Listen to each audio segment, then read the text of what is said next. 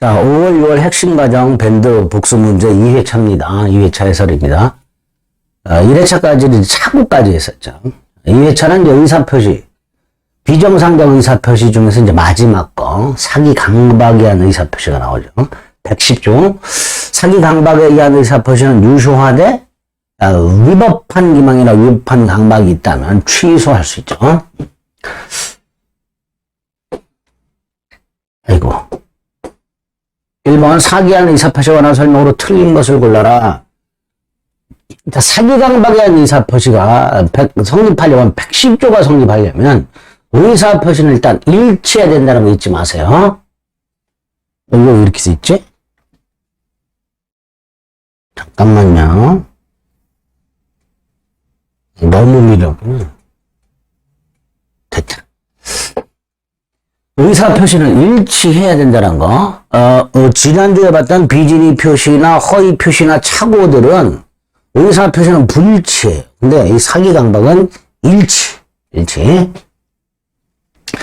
1번 상대방을 기망하여 착오에 빠뜨리려는 고의.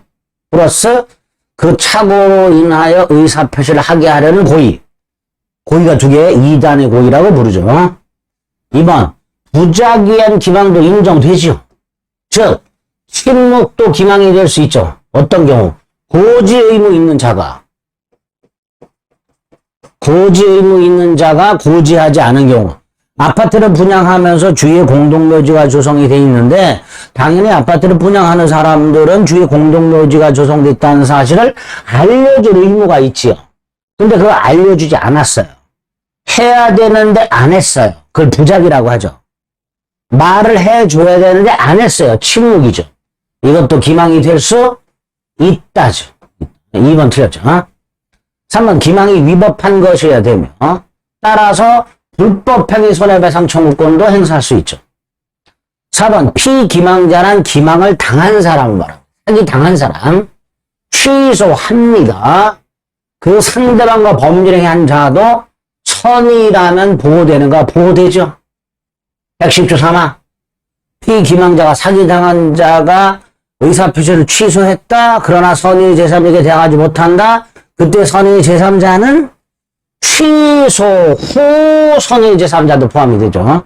취소 후 선의 제3자도 보호되는 제3자에 포함이 된다. 5번 사기한 의사표시란 기망행위로 착오에 빠지고 어떤 의사표시를 하게 되는 것이므로 의사표시가 불일치하지 않는다. 일치해야 되죠. 의사표시 불일치가 있을 수가 없다. 의사표시는 일치해야 된다. 이렇게 되겠죠. 틀린 것은 2번. 지금 촬영하는 바깥에 비가 무지하게 쏟아집니다. 그래서 아마 이 비 내리는 소리가 잘하면 이게 마이크로 들어갈 수도 있어요. 소음이 아니고 비 내리는 소리입니다. 정말 아주 오지네요. 자, 2번 의사표시로 발생하라 설명으로 틀린 것은 동그라미 1번 상대방 있는 의사표시가 상대방한테 도달했다. 그럼 효력이 생기죠? 도달주의한다 그랬어요. 그죠? 도달했다면 효력이 생겼으니까 철회할 수 없다. 이렇게 되죠. 철회라는 건 의사표시가 효력이 생기기 전에 그걸 소멸시키는 거니까 상대방 있는 의사표시가 상대방한테 도달함으로써 효력이 생겼다. 철회하지 못한다. 이렇게 되겠죠. 2번 의사표시가 미성년자한테 도달했죠. 상대방이 제한능력자예요. 그죠? 그럼 의사표시한 사람은 대항하지 못하죠. 자, 이때 상대방이 도달할 줄 가능성 괜찮죠. 3번 111조 2항 표의자가 의사표시를 발신한 후에 사망을 하거나 제한능력자가 되더라도 그 의사표시력에는 아무런 영향이 없으니까 법정들이 추이해야 효력이 생기는 게 아니죠. 그냥 효력이 생기죠. 틀렸죠. 111조 2항에 의하면 표의자가 의사표시를 발송한 후 사망하거나 제한능력자가 되었다 하더라도 그 의사표시력에는 영향을 미치지 않는다. 의사표시는 효력이 생긴다. 4번은 격지자 간의 계약의 성립은 발신주가 적용이 된다. 뭐죠? 발이죠. 승낙통지를 발송한 때 효력이 생긴다. 531조. 일간지 공보만 가지고는 상대방에게 도달했다고 볼 수는 없습니다. 신문 안 보는 사람도 많기 때문에. 그래서 틀린 것은 3번. 자, 3번부터는 대리와 관련된 거고요. 현명주의가 뭐죠? 근데 이렇게 뭐지? 현명주의. 이게 뭐죠?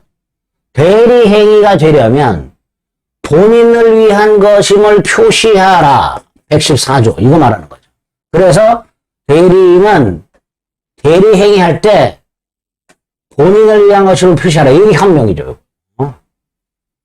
만약에 현명을 하지 않으면 115조 대리인 자기를 위한 것으로 본다 이렇게 돼 있죠. 단 상대방이 알았거나 알 수 있었다면 다시 대리행위가 된다 그랬고요. 3번은 114조 2항에 의하면 수동 대리는 상대방이 본인을 위한 것임을 표시하죠. 즉 현명의 주체, 능동은 대리인이 주체, 수동은 상대방이 주체. 자, 5번 본인을 위한 것이라 하면 본인의 이익을 위한다는 게 아니죠. 그 행위의 효과를 본인에게 이런 뜻이죠. 자, 이 현명은 분류식이죠. 그래서 위임장을 제시, 이게 현명이죠. 그러니까 계약서에 을의 이름만 기재하고 을의 도장만 찍었다 하더라도 을 자신이 매도인으로서 타인 물건을 매매한 거로 볼 수는 없고 대리 행위로 봐야죠. 5번이 틀렸죠. 현명은 분류식입니다. 매매 위임장을 제시하는 것도 현명이다. 4번 갑의 대리인 을이 병으로부터 병이 소유하고 있는 건물을 매수하였다. 자, 갑이 본인이죠. 을이 대리인이죠. 병이 상대방이죠. 이렇게 그려두시면 되죠. 머릿속으로. 그런데 을이 병의 사기에 의하여 이렇게 돼 있죠. 다시 말해서 대리인이 사기를 당했죠. 그러면 본인은 취소할 수 있죠. 116조 1항 대리행위 하자 여부는 대리인을 표준을 한다. 따라서 1번 을이 병의 사기에 의해서 계약을 했다면 설령 본인이 사기를 당한 적이 없다 하더라도 본인은 취소할 수 있다라고 해야죠. 있다. 2번 계약 성립 당시에 을이 건물에 하자가 있음을 알았어요. 근데 갑은 몰랐어요. 선악도 을을 기준으로 합니다. 따라서 갑은 병에게 하자가 한번 지금 물을 수가 없습니다. 선악도. 다만 3번 갑의 지시가 있었다면 이때는 갑을 기준으로 한다고 그랬죠. 따라서 갑이 그 건물에 하자가 있다는 걸 알았다면 갑은 병에게 한번 지금 물을 수가 없다 이렇게 되죠. 5번 을이 미성년자입니다. 갑은 을의 제한 능력을 이유로 계약을 취소할 수 있는가? 안 되지요. 117조 대리인은 행위 능력자임을 요하지 않습니다. 즉 대리인이 설령 미성년자 하더라도 단독으로 대리 행위를 할 수 있죠. 그러니까 그 대리인의 제한 능력을 이유로 대리 행위를 취소할 수는 없다 이렇게 되죠. 다만 5번 이건 구별해야 되죠. 갑과 을 사이의 위임계약은 대리행위가 아니고 원인관계죠. 이거는 대리인이 미성년자이면서 부모 동의 없이 했다는 걸 이유로 취소할 수 있고요. 그죠? 다만 이때 위임계약이 취소됐다 하더라도 이미 한 대리행위는 영향을 받지 않습니다. 을이 이미 한 대리행위는 영향을 받지 않게 됩니다. 따라서 5번이 옳은 지문이 됩니다. 그래야죠. 이미 한 행위는 영향을 받아서는 안 되겠지.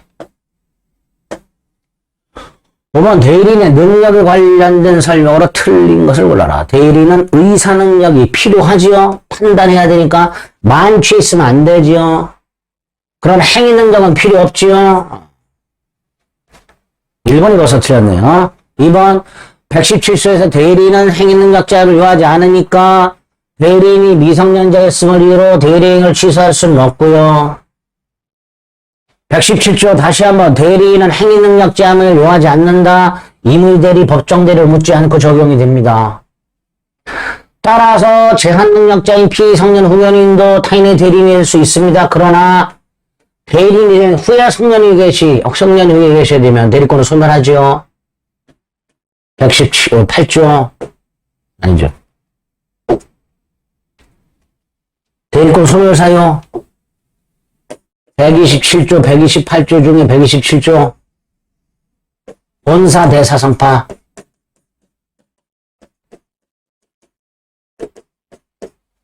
본인의 사망, 대리인의 사망, 대리인의 성년후결의 개시, 대리인의 파산, 대리권 소멸사유죠? 그러니까 대리권 소멸사유가 됐나? 본인과 대리인 사이 원인관계 앞에서 봤던 위임계약 같은 거, 그거는 당연히 취소될 수 있죠. 대리인이 미성년자인데 부모 동의 없이 본인과 위임계약 따위를 체결했다.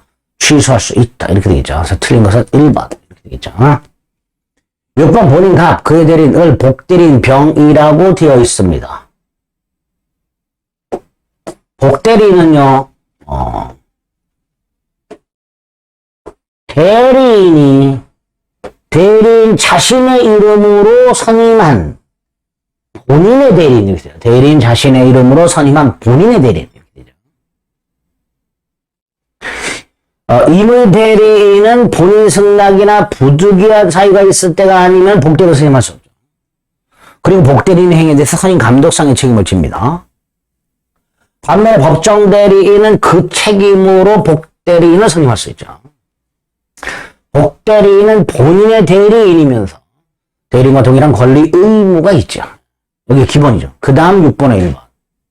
임의 대리인의 책임이 경감되는 경우가 있죠.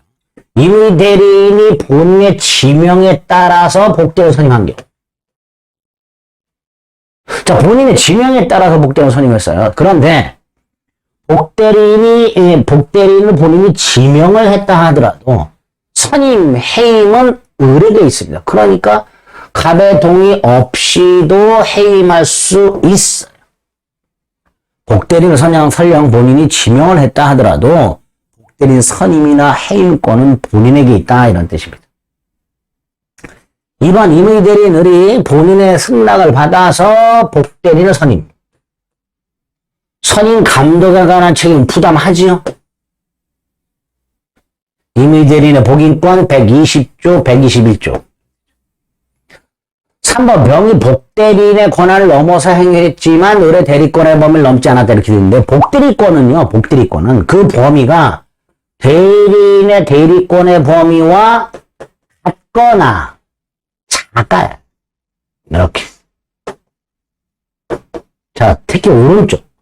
복대리권의 권한의 범위가 대리인의 대리권의 권한의 범위보다 작을 때, 복대리인이 자기의 권한을 넘었지만 대리인의 권한을 넘지 않은 경우, 요것도 무권대리가 된다는 게 판례입니다. 요것도 무권대리가 됩니다.